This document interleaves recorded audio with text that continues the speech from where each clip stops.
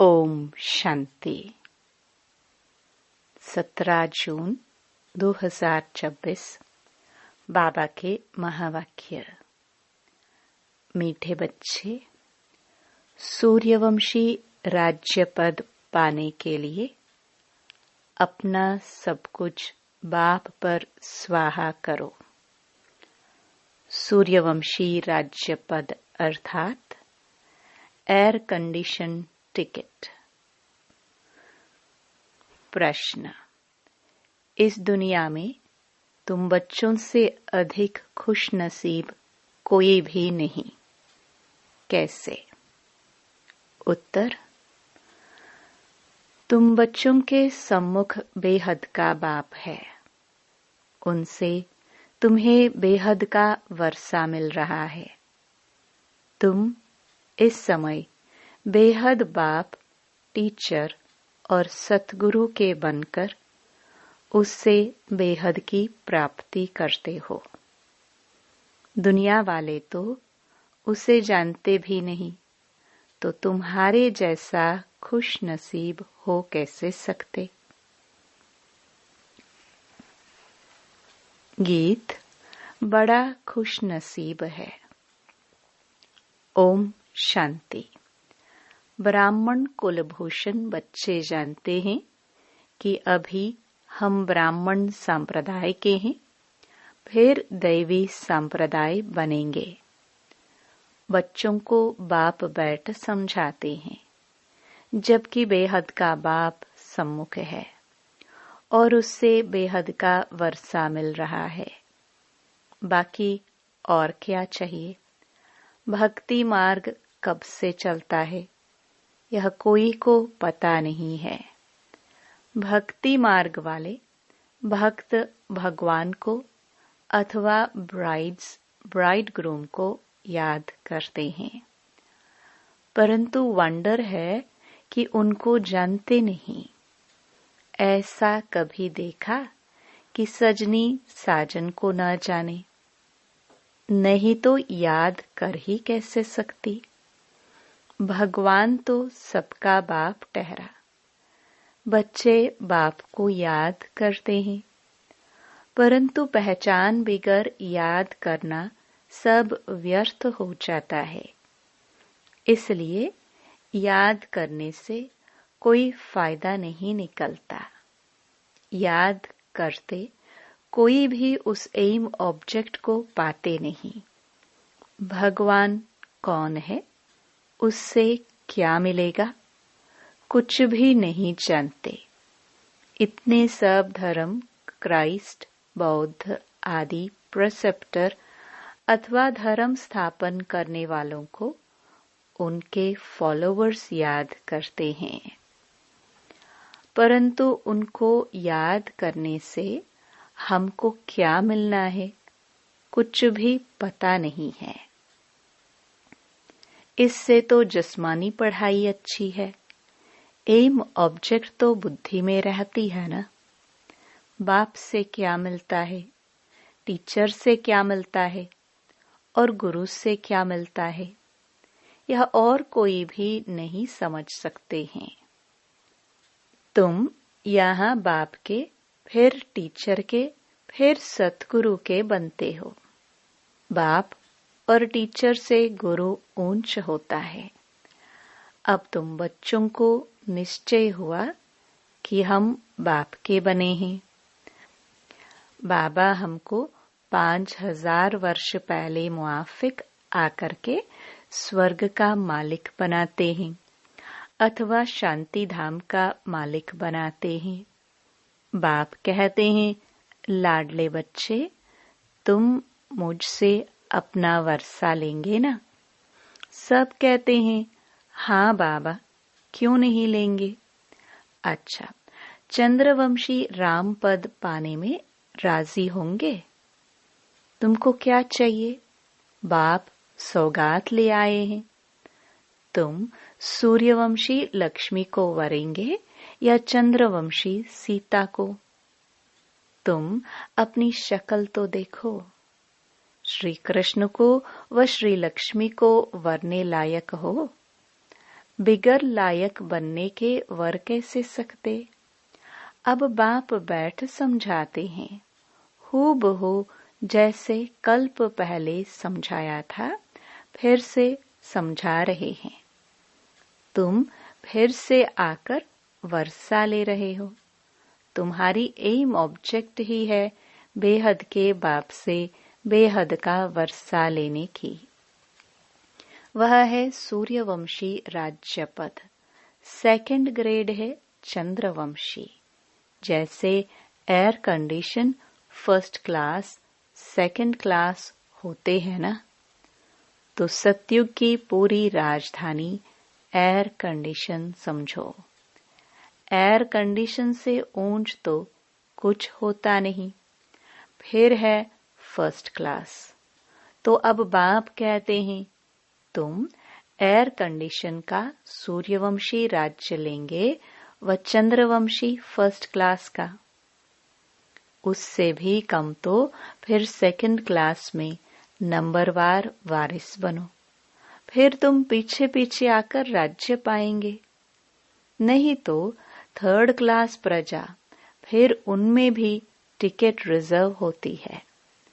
First class reserve, second class reserve, नंबरवार दर्जे होते हैं ना। बाकी सुख तो वहां है ही, अलग अलग कंपार्टमेंट तो है ना। साहूकार आदमी टिकट लेंगे एयर कंडीशन की। तुम्हारे में साहूकार कौन बनते हैं? जो सब कुछ बाप को दे देते हैं। बाबा ये सब कुछ आपका है। भारत में ही महिमा गाई हुई है। सौदागर, रत्नागर, जादूगर, यह महिमा है बाप की, न कि श्री कृष्ण की। श्री कृष्ण ने तो वर्षा लिया, सतयुग में प्रालब्ध पाई, वह भी बाबा का बना। प्रालब्ध कहाँ से तो पाई होगी ना। लक्ष्मी नारायण सतयुग में प्रालब्ध भोगते हैं। अब तुम बच्चे अच्छी रीति जानते हो, जरूर इन्होंने पास्ट में प्रालब्ध बनाई होगी ना। नेहरू की प्रालब्ध कितनी अच्छी थी, जरूर अच्छे कर्म किए थे। बिगर ताज भारत का बादशाह था। भारत की महिमा तो बहुत है। भारत जैसा ऊंच देश कोई हो नहीं सकता। भारत परमपिता परमात्मा का बर्थ प्लेस है। यह राज कोई की बुद्धि में नहीं बैठता। परमात्मा ही सबको सुख शांति देते हैं आधा कल्प के लिए। भारत ही नंबर 1 तीर्थ स्थान है। परंतु ड्रामानुसार एक बाप को भूलने से सृष्टि की हालत कैसी हो गई है। इसलिए शिव बाबा फिर से आते हैं। निमित्त तो कोई बनते हैं ना। अब बाप कहते हैं अशरीरी भाव, अपने को आत्मा निश्चय करो। मैं आत्मा किसकी संतान हूं, यह कोई नहीं जानते। वंडर है ना। कहते भी है ओ गॉड फादर रहम करो। शिव जयंती भी मनाते हैं, परंतु वह कब आए थे कोई को पता नहीं। और यह है 5000 वर्ष की बात। बाप ही आकर नई दुनिया सतयुग स्थापन करते हैं। सतयुग की आयु लाखों वर्ष तो है नहीं, तो घोर अंधियारा है ना। गीता का उपदेश कितने आकर सुनते हैं, परंतु न पढ़ाने वाले न पढ़ने वाले कुछ समझते हैं। बाप कितना सहज कर समझाते हैं। सिर्फ बाप को याद करो। गृहस्थ व्यवहार में रहते कमल फूल समान बनो। विष्णु को ही सब अलंकार दिए हैं। शंख भी दिया है, फूल भी दिया है। वास्तव में देवताओं को थोड़ी दिया जाता है। वह कितनी गुह्य गंभीर बातें हैं। हे ब्राह्मणों के अलंकार, परंतु ब्राह्मणों को कैसे देवे? आज ब्राह्मण है, कल शूद्र बन पड़ते हैं। ब्रह्मा कुमार ही शूद्र कुमार बन पड़ते हैं। माया देरी नहीं करती। अगर कोई गफलत की, बाप की श्रीमत पर न चला, बुद्धि खराब हुई, माया अच्छी तरह चमाट मार मुंह फेर देती है। मनुष्य गुस्से में कहते हैं ना, थप्पड़ मार मुंह फेर दूंगा, तो माया भी ऐसी है।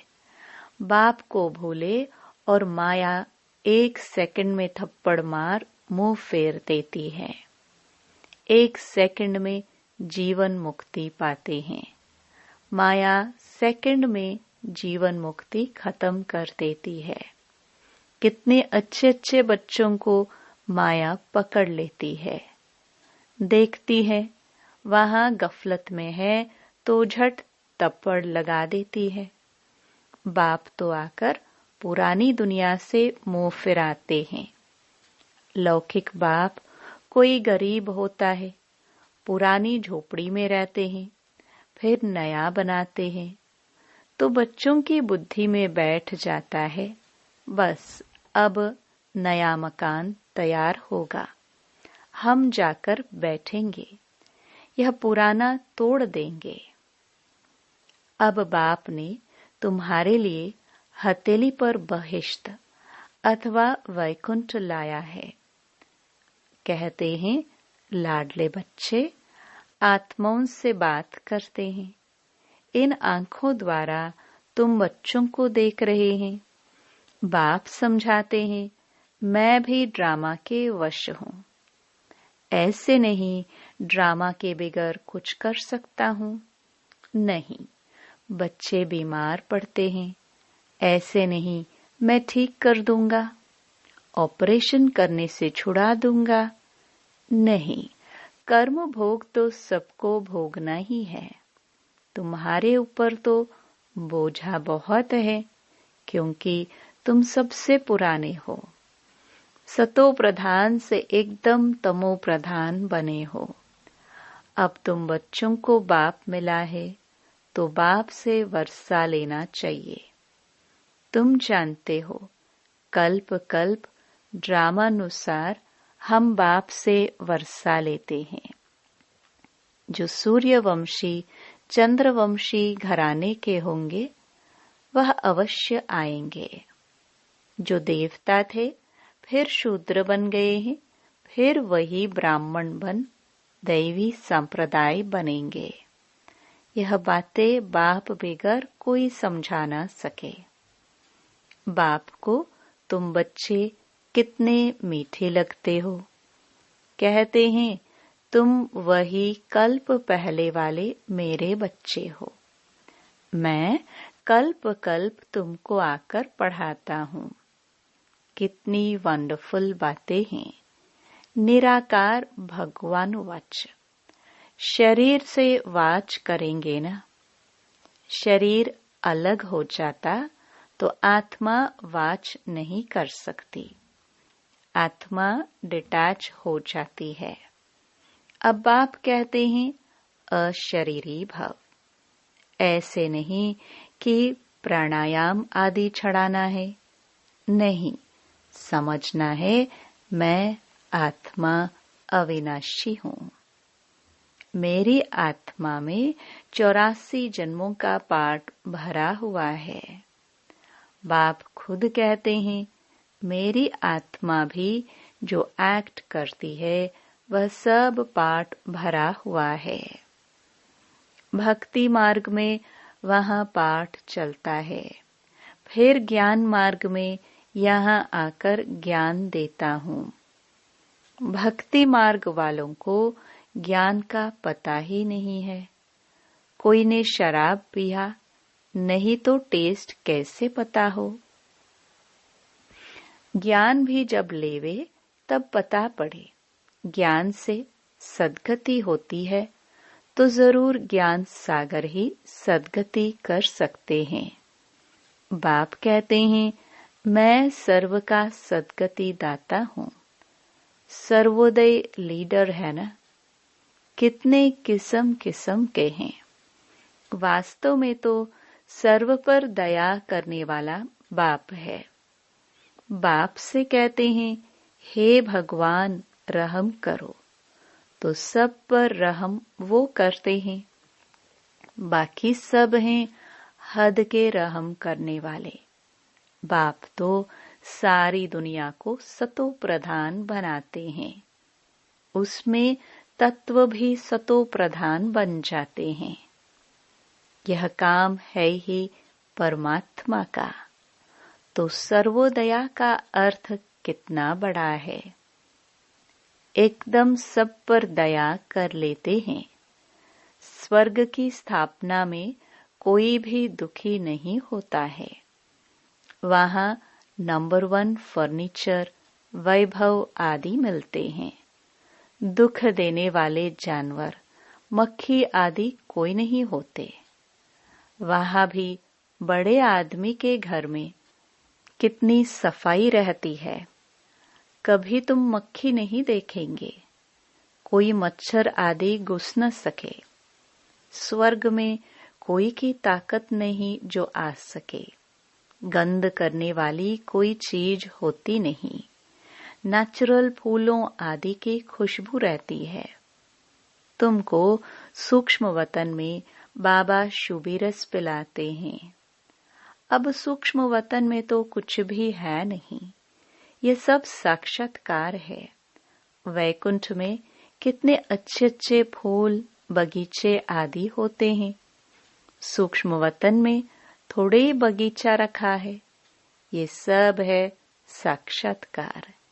यहाँ बैठे हुए तुम साक्षात्कार करते हो। गीत भी बड़ा फर्स्ट क्लास है। तुम जानते हो हमको बाप मिला है और क्या चाहिए। बेहद के बाप से बेहद का वर्षा लेते हैं तो बाप को याद करना चाहिए। बाप की मत मशहूर है। श्रीमत से हम श्रेष्ठ ते श्रेष्ठ बनेंगे। बाकी है सबकी आसुरी मत। इसलिए वह जानते नहीं कि सतयुग में सदैव सुख था। लक्ष्मी नारायण का राज्य था। छोटेपन में वही राधे कृष्ण हैं। उनके चरित्र आदि कुछ है नहीं। स्वर्ग में तो सब बच्चे बड़े फर्स्ट क्लास होते हैं। चंचलता की कोई बात ही नहीं होती है। अच्छा, मीठे मीठे सिखिलदे बच्चों प्रति माता पिता बाप दादा का याद प्यार और गुड मॉर्निंग। रूहानी बाप की रूहानी बच्चों को नमस्ते। धारणा के लिए मुख्य सार। पहला, जब इस पुरानी दुनिया से मोह फेर लिया तो फिर ऐसी कोई गफलत नहीं करनी है जो माया अपनी तरफ मुंह कर ले। श्रीमत की अवज्ञा नहीं करनी है। बाप से पूरा वर्षा लेना है। दूसरा, बाप पर अपना सब कुछ स्वाहा कर पक्का वारिस बन सतयुगी एयर कंडीशन की टिकट लेनी है। एम ऑब्जेक्ट को बुद्धि में रख पुरुषार्थ करना है। वरदान। स्वस्थिति द्वारा सर्व परिस्थितियों का सामना करने वाले अव्यक्त स्थिति के अभ्यासी भव। जब अव्यक्त स्थिति के अभ्यास की आदत बन जाएगी तब स्वस्थिति द्वारा हर परिस्थिति का सामना कर सकेंगे और यह आदत अदालत में जाने से बचा देगी। इसलिए इस अभ्यास को जब नेचुरल और नेचर बनाओ तब नेचुरल कैलामिटीज हो, क्योंकि जब सामना करने वाले स्वस्थिति से हर परिस्थिति को पार करने की शक्ति धारण कर लेंगे तब पर्दा खुलेगा। इसके लिए पुरानी आदतों से, पुराने संस्कारों से, पुरानी बातों से पूरा वैराग्य चाहिए। स्लोगन: स्वयं को निमित्त करनहार समझो तो किसी भी कर्म में थकावट नहीं हो सकती। मातेश्वरी जी के अनमोल महावाक्य। मनुष्य लोक, देवलोक, भूत प्रेतों की दुनिया का विस्तार। बहुत मनुष्य प्रश्न करते हैं, यह जो अशुद्ध जीवात्माएं जिनको घोस्ट कहा जाता है, ये सच है या कल्पना है अथवा वहम है? उस पर आज स्पष्ट समझाया जाता है कि मनुष्य आत्मा जब विकर्म करती है तो उनको अनेक प्रकार से सजाएं भोगनी अवश्य पड़ती है, और भोगनी भी मनुष्य जन्म में है, न कि जानवर, पंछी और पशु योनि में। दुख सुख भोगने की महसूसता मनुष्य में जास्ती है, न कि जानवरों में। इस सृष्टि खेल में मुख्य पाठ मनुष्य का है। यह जानवर, पंछी आदि तो ऐसे सृष्टि ड्रामा की शोभा है। सारे कल्प के अंदर सतयुग आदि से कलयुग के अंत तक मनुष्य आत्माओं के 84 जन्म है। बाकी यह 84 लाख तो जानवर, पंछी आदि की वैरायटी हो सकती है। अब यह सब राज परमात्मा बिगर कोई नहीं समझा सकता। आत्माओं का निवास स्थान है ब्रह्म तत्व अर्थात निराकारी दुनिया। बाकी इन जानवरों की आत्माएं ब्रह्म तत्व में नहीं जा सकती। वह इस आकाश तत्व के अंदर ही पाठ बजाती है। उन्हों का भी मर्ज इमर्ज का और सतो रजो तमो में आने का पाठ होता है। इसलिए प्रकृति के बहुत विस्तार में न जाकर पहले हम अपनी आत्मा का कल्याण करें, अर्थात मन मनाभव।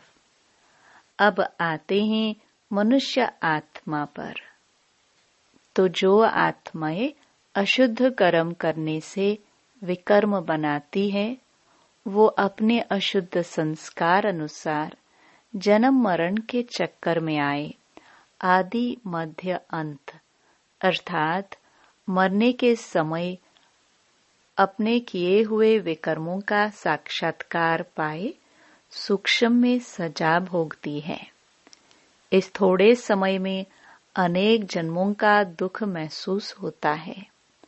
फिर शरीर छोड़ जाकर गर्भ जेल में दुख भोगती है और फिर संस्कार अनुसार ऐसे माता पिता के पास जन्म ले, वहां भी अपने जीवन में सुख दुख भोगती है। इसको कहा जाता है आदि मध्य अंत। परंतु कोई कोई आत्मा को जल्दी शरीर नहीं मिलता है। वह आकारी रूप में इस आकाश तत्व के अंदर गोष्ठ बन भटकती रहती है। यह भी एक सजा है, अर्थात भोगना है। उस अशुद्ध जीवात्मा के साथ किसी का हिसाब किताब होता है तो वो उनमें प्रवेश कर उनको दुख देती है, अर्थात हिसाब किताब चुकतो कर फिर जाकर अपना शरीर धारण करती है। कोई जीवात्मा तो जिसमें प्रवेश करती है उनको बहुत मारती भी है, बहुत कष्ट देती हैं, परंतु ये सब हिसाब किताब के अंदर भोगने का प्रकार है। जो सभी मनुष्य तन में ही सुख दुख महसूस होता है। यह तो आपको समझाया गया है कि जो आत्मा मुक्ति धाम से इस साकारी खेल में आती है वो बीच में वापस मुक्ति धाम में जा नहीं सकती, परंतु अपने किए हुए अशुद्ध शुद्ध कर्मों अनुसार संस्कार ले दुख सुख के चक्कर में आती हैं। सभी आत्माओं का पुनर्जन्म होता है, सिर्फ एक परमात्मा का नहीं होता है। अच्छा, ये अव्यक्त इशारे सदा हर्षित रहने के लिए अपनी नेचर को सरल बनाओ, सहनशील बनो। बाप दादा को सबसे प्यारे साफ दिल वाले बच्चे हैं। साफ दिल सदा बाप दादा के दिल तक तनशीन है। वे वृत्ति में, दृष्टि में, बोल में, संबंध संपर्क में सरल और स्पष्ट एक समान दिखाई देते हैं। सरलता की निशानी है दिल, दिमाग, बोल एक समान। दिल में एक, बोल में दूसरा, ये सरलता की निशानी नहीं है। सरल स्वभाव वाले सदा निर्माणचित, निरहंकारी, निस्वार्थी होते हैं। वे सरल चित, सरल वाणी, सरल वृत्ति, सरल दृष्टि वाले होते हैं। ओम शांति।